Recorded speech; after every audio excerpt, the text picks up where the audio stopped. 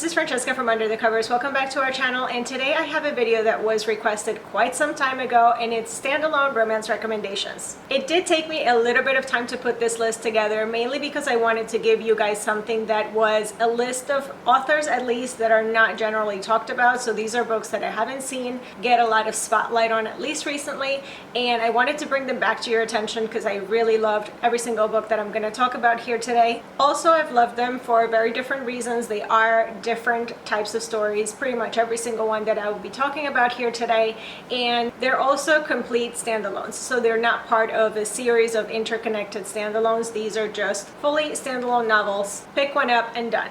I'll be talking about 10 books in this video, but we do have a list on the blog with more standalone recommendations. If you want to check that out, I will leave a link in the information box down below. But without any more delays, let's just jump right into the recommendations. The first book that I want to talk about is a romantic suspense / romantic thriller, and it's Stolen by Shiloh Walker. So this is a true standalone. You're going to get a full story here, and I think this is also the perfect summer read for those actual thriller fans that also want a little bit of romance. So the premise of this book is actually the heroine is an author, and pretty much everybody in her life has no clue that she is this very famous author. She's kept a very small online persona, and actually most of her fans think that she's a man. But things get a little bit dicey for her when it turns out that she has a stalker, and a woman starts showing up at bookstores and signings pretending to be this mysterious author that finally decided to show her face, and obviously it's not her. And this mysterious woman decides to also accuse the heroine's ex-boyfriend of raping her. This is a really creepy, edge-of-your-seat, nail-biting romantic thriller. I really enjoyed it. I think Shiloh Walker really excels at writing bad guys, and while I have enjoyed other stories by her, this one is great because it's a standalone. So if you're looking for thrills, definitely pick this one up. The next book is Mists of the Serengeti by Layla Attar. I adore this story. If you like lyrical, poetic, very unique and riveting stories, definitely pick this one up. It is definitely my favorite book I read by this author, and it's an incredibly emotional story unlike anything I've ever read. This all starts when a bombing in East Africa kills the heroine's sister and the hero's daughter. The heroine is a school teacher in England, and she has to come to Tanzania to retrieve her sister's belongings. And the hero is a local divorced coffee farmer, and he's completely devastated after losing his daughter. Their paths collide when the heroine had actually stayed to try and complete a mission that her sister had set in motion, and she needs the hero's help to do that. I don't want to tell you too much more than that about the plot because I would find it a little bit spoilery, and I think it's best for you to enjoy this book as it unfolds. But there's definitely a lot of emotional issues that both of these characters have to overcome. They have to rebuild themselves emotionally, get over some of the guilt that they carry. This is also so much more than just a tragic beginning of the story with a terrorist attack. It explores social and cultural issues that are prevalent today in African society, and I think it did that really well, weaving that through the romance and through the rest of the story. It's eye-opening, and I think it really makes the reader connect with those situations and with the story. And even to this date, years later, I can vividly picture everything about this story. And then that brings me to the setting. I think Layla Attar did such a beautiful job at making you feel as if you are part of this adventure. Tanzania and the Serengeti truly come to life in this book. It was beautiful and magical, and truly a book that I think everybody should experience. So up next, I have one of my favorite authors, but I feel like this might be one of her more underrated books, and that is Still Life with Strings by L.H. Causeway.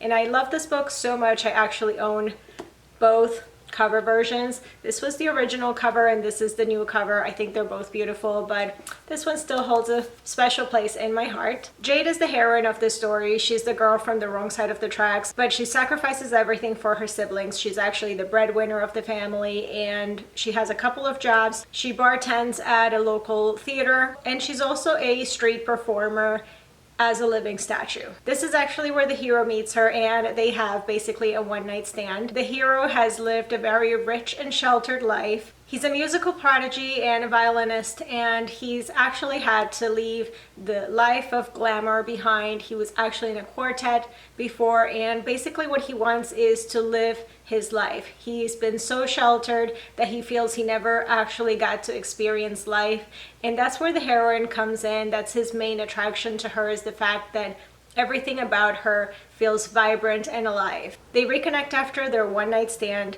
when he gets a position to play the violin at the symphony for the local theater where she works. This story has everything that I love in a contemporary romance. It has art, music, a little bit of magical realism even. It's emotional, it has great complex characters. You just want to get to know them both better, and you just want to continue reading so that you can explore their story, their individual struggles, as well as how they connect together. They have great chemistry, and actually surprisingly this book was extremely steamy.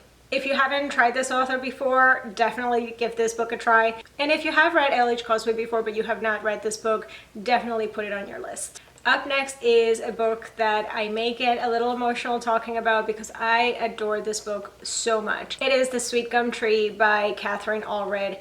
And if you have not heard about this book, it's a second chance story. It's a southern romance as well. It's got plenty of small town southern charm, but it is also a really hard-hitting emotional story.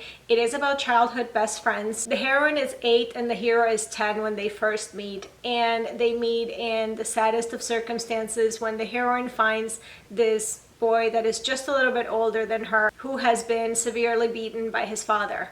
She comes from a respected Southern family. He's from the wrong side of town. But their friendship and her care have been the things that have helped Nick to survive all the abuse through their childhood and their teenage years, until the day that something happens and he's gone and she's left heartbroken and pregnant. Now 15 years later, the heroine has already gone through a bad marriage. She's almost divorced. Her business is booming. Her life is content, if not happy, until the day that the hero comes back into town and back into her life. All those past emotions resurface, and all the questions that she's had about what actually happened, everything comes back for her until the truth is actually revealed. It's definitely such an emotional book, but such a beautiful second chance story, and one that I cannot recommend enough. Up next, I have Turbulence by Whitney G. This would be the perfect recommendation if you're looking for an angsty read with a jerk of a hero. As the title suggests, this story is about a pilot and a flight attendant. So it does take place in the aviation industry. And if there's one way to describe the relationship between the two, is definitely wild and stormy. I don't read a ton of jerk heroes, but definitely Jake is at the top of that list. He's unapologetic about his preferences or about his actions, and he stays true to that character throughout this whole book, to the point you may even consider him rude.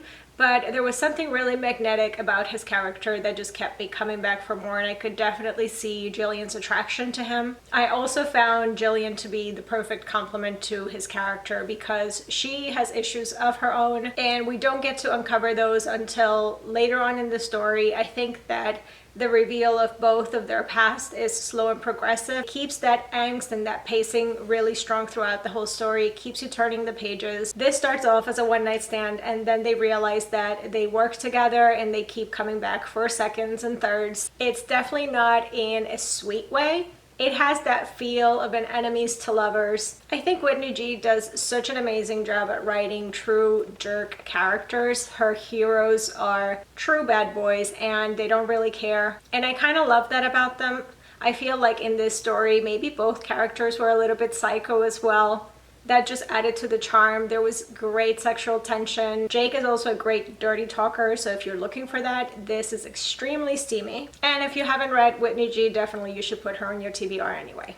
Up next is actually one of the first books that I read by Amy Harmon, and it's Making Faces by Amy Harmon. This is a Beauty and the Beast retelling. It's set in a small town. The heroine is the beautiful girl, and the hero thought he could never have her, even before he comes back from war. There were 5 friends from this small town that went off to war, and only one of them comes back, and he comes back wounded and disfigured. He's dealing with a lot of personal guilt. There's the sense of collective loss from the whole town because they lost 4 of their boys to the war. And truly, the hero is one of those wounded warriors. He's got a lot of issues he's got to deal with. And the heroine is that beautiful creature that wants to help heal him.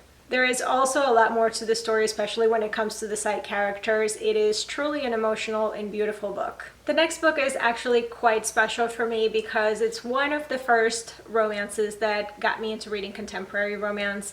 It's Dirty by Megan Hart. And I could have actually included a ton of Megan Hart romances in this standalone list, especially her older ones. I think something about Megan Hart's writing style is very emotional, but at the same time it's very simple. She has a true talent with words to make you feel things and really let you dive deep into the characters and into what their emotions are and what the storyline is. They're usually very complex and sometimes triggering stories. I will say that this one might be a little bit triggering, but I definitely don't want to spoil the story. So if you are concerned about triggers, maybe do a little bit of research on this story before. However, while this is not a comfort read, it is such a beautiful story. We have a heroine that is truly broken and she has to overcome a lot of pain, a lot of guilt, a lot of shame in order to be happy. She's a successful woman. She's vice president of accounting for a firm, and basically she just leads a very casual sexual life, only having one night stands until she meets the hero, who's a lawyer. He agrees to her no dating policy. Slowly the hero is actually able to break through her emotional barriers and more of her story comes to light. I think this was truly a beautiful journey to read. It is hard-hitting and emotional. It will probably make you cry or at least make you sad, but at the same time it's super extremely sexy. It's one of those stories you just can't help to be swept off your feet and wrapped up in the story. Up next, it's a book that I actually would recommend all the time when 50 Shades first came out, and I would actually recommend this to people that enjoyed that type of story. So if you're a fan of 50 Shades, I definitely recommend you check out The Dark Garden by Eden Bradley.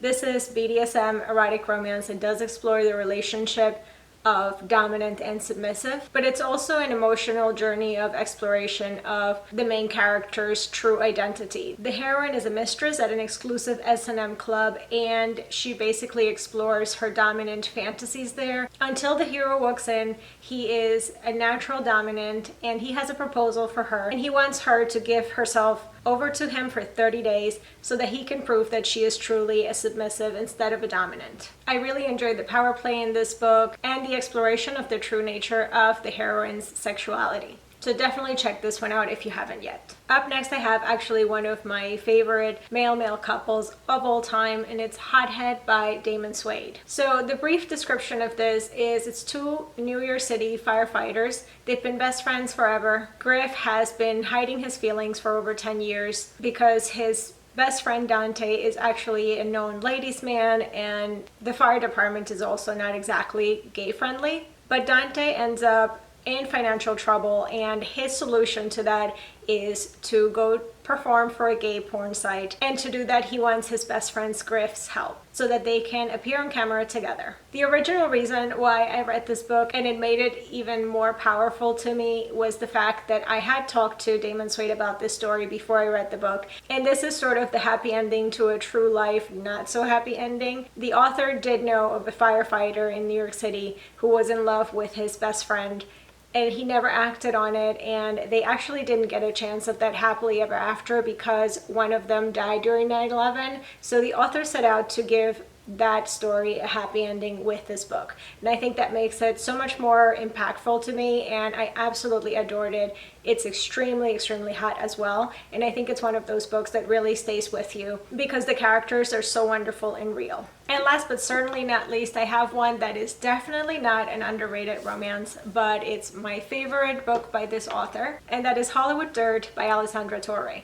This has been made into a romance movie by Passionflix, in case you've already seen that as well. But I think this is the perfect summer read if you haven't picked it up yet. It is set in a small town in the South, so it's got plenty of small town Southern charm. The heroine is basically a little ball of Southern charm as well. This story is lustfully sweet, and it's an enemies to lovers. The hero is a big movie star, and the heroine is actually helping a location scout to find places in their small town where they can film a movie. The big movie star comes in and he's just caught his wife cheating. He just got served divorce papers, and he ends up deciding that the heroine is the perfect woman to play the leading role in the movie, even though she has no experience in acting and she's just basically a friendly small town girl. This has all the cute tropes: enemies to lovers, small town, southern romance, opposites attract, and there's even a cute little animal as well.